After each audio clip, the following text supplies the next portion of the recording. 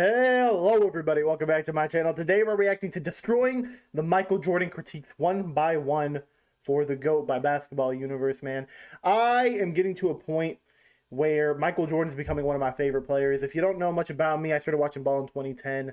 I am a Gen Z kid who never learned about the GOAT till now, man. And I want to know what these critiques are, man, because I've heard definitely a few just from like Jordan haters or people who want to discredit his career. But I want to learn what these critiques are, why they're invalid, maybe learn something new along the way. So let's hop into this and learn what invalidates these critiques. You have to believe that Michael Jordan is the GOAT. Absolutely not.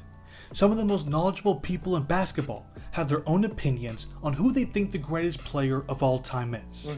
In fact, it makes these types of debates fun when there's a variety of opinions.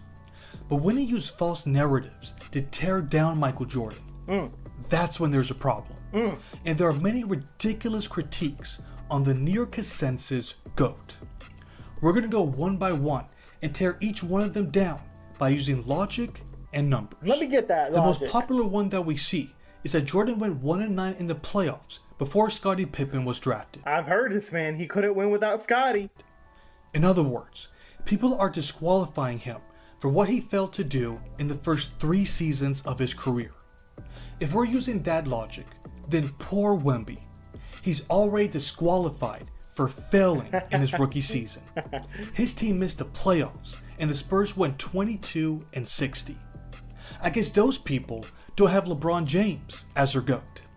His team missed the playoffs in his first 2 seasons. At least the Bulls reached the playoffs. And what about Kobe Bryant? He was coming off the bench for his first 2 seasons. What did he do to contribute to the Lakers' success?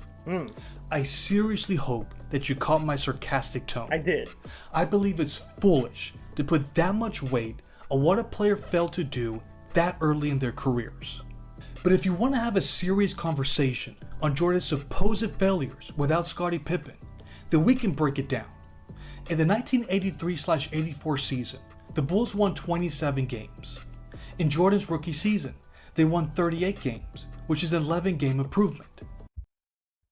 They went from being the second worst team in the league to a playoff team. And they were playing the Milwaukee Bucks in the first round, who won 59 games. Expecting a rookie to carry such a weak team to victory over a legitimate title contender is beyond nonsense. In the following season, he broke his foot and missed 64 games. With him gone, the Bulls won 30 games.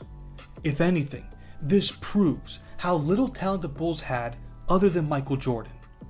They somehow reached the playoffs, and they faced what many consider the greatest team of all time.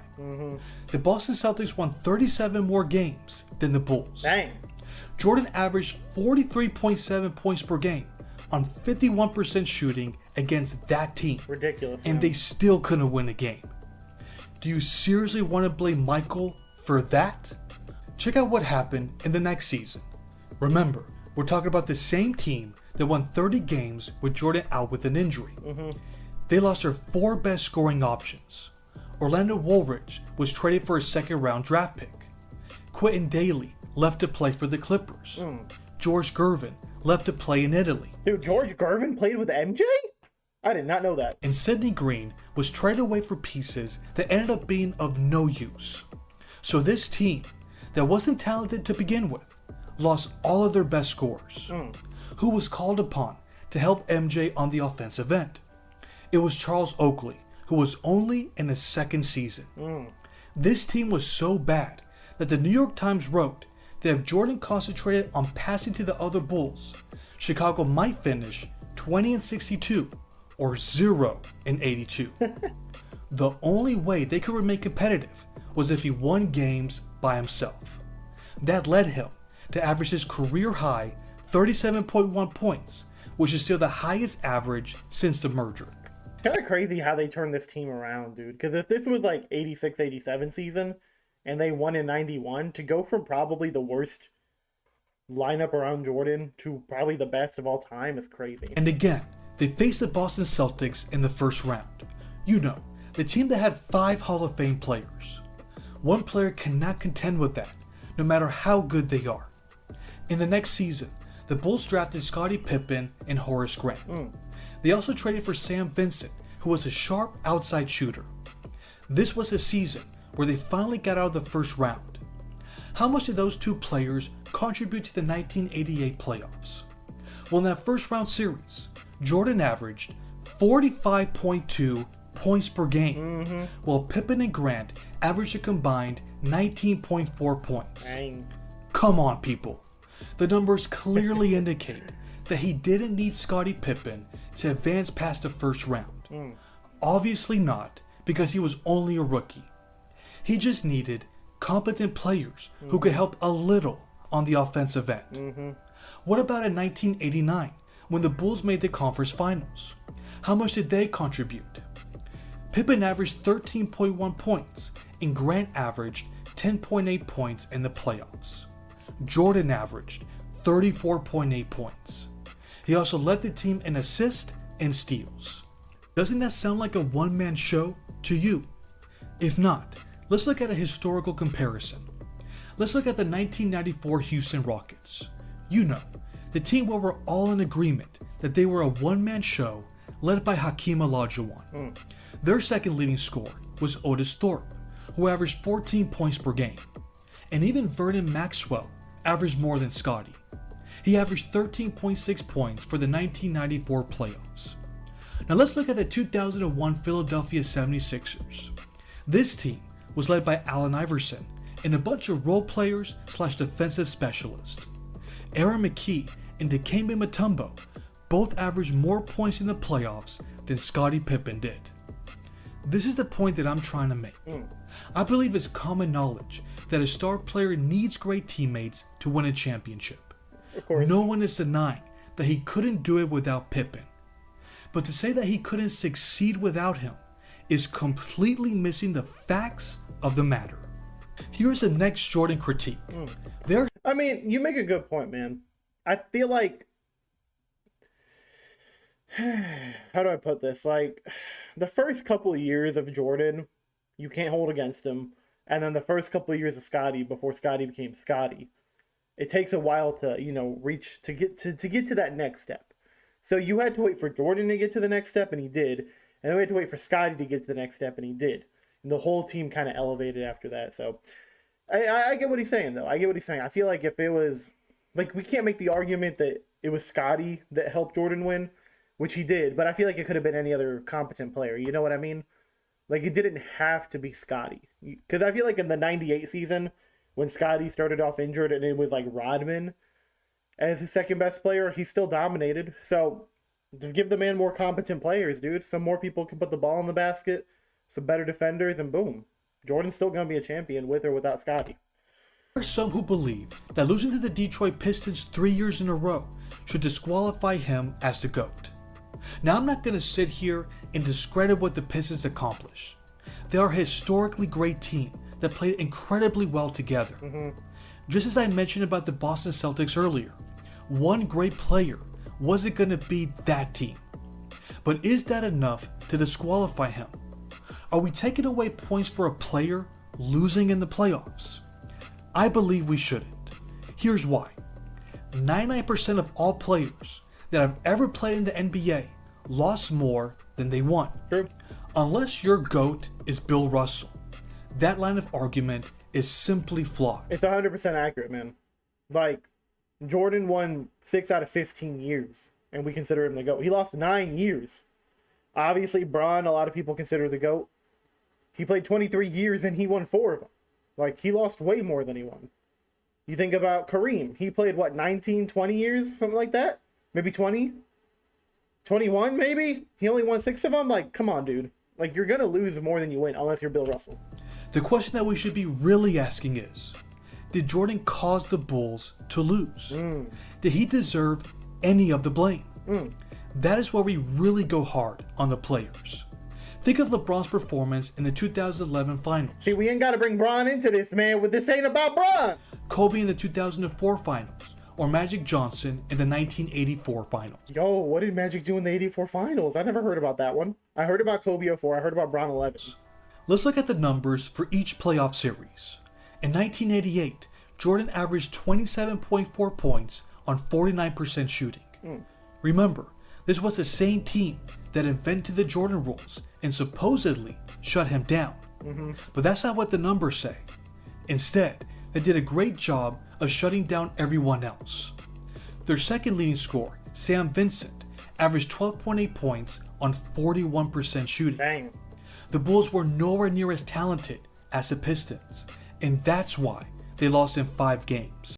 I get his argument here that Jordan didn't lead to the losing, but we live in a society where people count 2015, 2014, 2017, 2018 finals losses against LeBron, even though if you look at his numbers, he wasn't the reason they lost. They were just not the better team. Like, the Warriors were clearly the better team, or San Antonio was the better team all those years.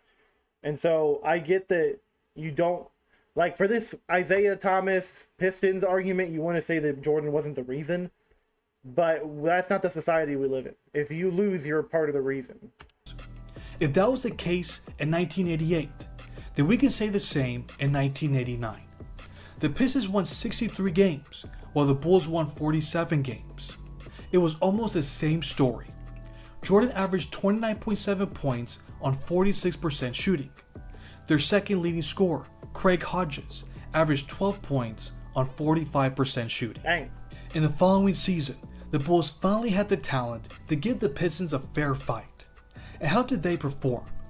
If you look at the stat line, there were only 2 players who shot over 43% from the field. That was Michael Jordan and Charles Davis, who took a grand Saying 43%, but Scotty's at 42.6 is kind of funny. total of 1 shot. That's Hey man, look, 43% feels nitpicky because we got 42, 40, 40, 40. Like, all these guys were pretty decent. series.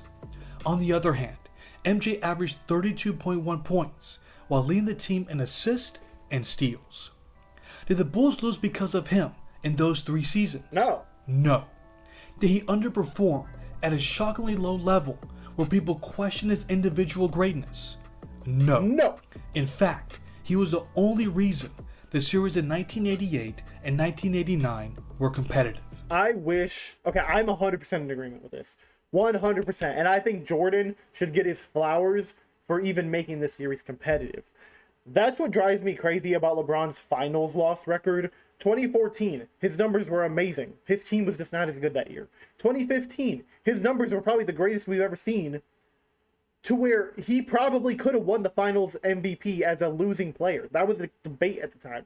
2017, same thing. 2018, same thing. Like, that's 4 losses that people constantly want to put on LeBron's record, when I don't think those should be, like, an argument to be like, yeah, he sucks.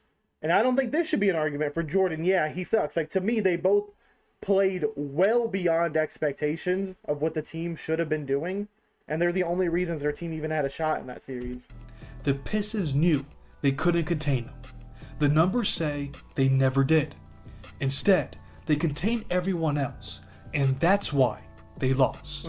Once his teammates increased their level of play, they were able to crush the Detroit Pistons in 1991. I was able to break this down in this video, and I encourage everyone to watch it to get the full analysis of that series.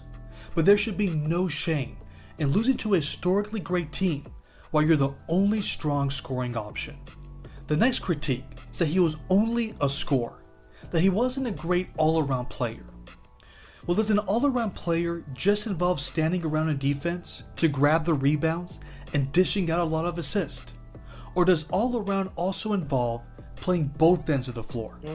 Because in 1988, he was the only player to ever win the scoring title and Defensive Player of the Year in the same season. Yeah, I don't know that anyone actually believes this, that he was just a one-sided player. Oh, and by the way, he was the MVP. Then in 1989, he averaged 32.5 points, 8 assists, and 8 rebounds. Dang. How many players in the history of the league have been able to match or surpass those numbers? Just one.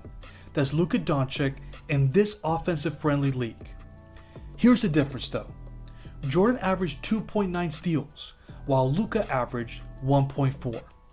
That's what made Michael's stat line one of a kind. Then the 1991 finals, Jordan averaged 11.4 assists for the series. Do you know how many players have averaged more assists in the finals? Just one. Who? That's Magic Johnson. He averaged the second most assists of all time in the finals versus Magic Johnson. What a flex. Not even John Stockton, Jason Kidd, Chris Paul, LeBron James, Isaiah Thomas, Rajon Rondo, or Oscar Robinson have done better. The reality is that he has always been more than just a scorer. Well, Jordan's competition wasn't the same as the players now. Really? Because in the 1988 season, where he won his first MVP, he was competing against Magic Johnson, Larry Bird, Isaiah Thomas, Hakeem Olajuwon, Charles Barkley, Karl Malone, John Stockton, Dominique Wilkins, Patrick Ewing, and Clyde Drexler. Yeah, I think with this argument, the superstar argument is not, to me, it's invalid. Like, we've had superstars in every era. I think what people mean by that is the role players have gotten better. Like, you can have a role player who's going to go out there and hit 8 threes nowadays. So I would say the competition has gotten better as skill sets have improved. Like, you got players like Austin Reeves on the Lakers, who out of nowhere is averaging 20 points per game and is probably going to get a max contract when he should realistically only be like a role player. But the skill sets have increased so much where you can be like a specialist, like a 3-point specialist can take you very far in the NBA now. So I feel like overall skill sets have gotten better. Not necessarily, I think we still have the same number of star players. I think it's the other players that have gotten better. We also have more European players and like world players. So we're not just on the US side of things. We have a more global talent pool now, which, as you can tell, I think like the last 7 MVPs have all been foreign players. That just shows you that there's a lot of talent that wasn't in the NBA before. All of them were in their prime. All of them recorded great numbers. None of them could compete with what MJ was accomplishing. Then we have the 90s decade. The younger fans might be done with it, but that may be because they are scared of the truth. Do you know how many teams in those 10 years won over 50 games? 78. And we're taking away the 1999 season because of the lockout. We're halfway through this decade, and there have only been 25 teams that have won over 50 games. I don't know about you, but it seems like one era of basketball was much more competitive than the other. Well, there's a lot more parity right now. I don't know that you want to compare like that, dude. This was 2 years ago. We're literally in the parity era where nobody has been a repeat winner from 2019 to 2025. We might have the first one with OKC, but I think that shows more parity versus like we have 10 really dominant teams and 20 trash teams. You know what I'm saying? And in Now that it's the opposite where we got like 20 good teams and 10 trash. era, Jordan's teams dominated. That's all I know, but that's enough for me. Now it's time for you all to weigh in. How would you respond to each of these criticisms? What are some of the crazy things that you have heard people say that simply knock MJ off the GOAT position? Let me know in the comments. Yeah, man, I agree with most of what he said. I think the only thing I could disagree with is I think players are more skilled these days. I think they are better. I think, however, the NBA rule changes have allowed that to happen. If people could be as intense and aggressive as they used to be, we might not have what we have today. So I think in a general sense, players have gotten more skilled. You could argue that balances out with the rule changes. Okay, maybe that cancels out. But yeah, I agree with most of what he said. I think most of the critiques on Jordan's career are stupid. The only issue is if you try to write off some of these critiques, you have to write off some of the critiques we give to other legends like Bron or Kareem or Magic or Bird, whatever. So I don't know. The discourse will continue. People will find a reason to be critical about anybody instead of just appreciating basketball. I can appreciate Jordan's career for what it is, and I can look past a lot of the BS. I just don't know most people can.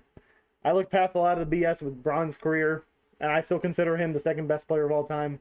Arguably first. You can still make the argument, I feel like. But yeah, man. Thanks everybody for watching. I hope you have a great day, night, whatever time of day it is for you. I'll catch you guys on the next one. Doses!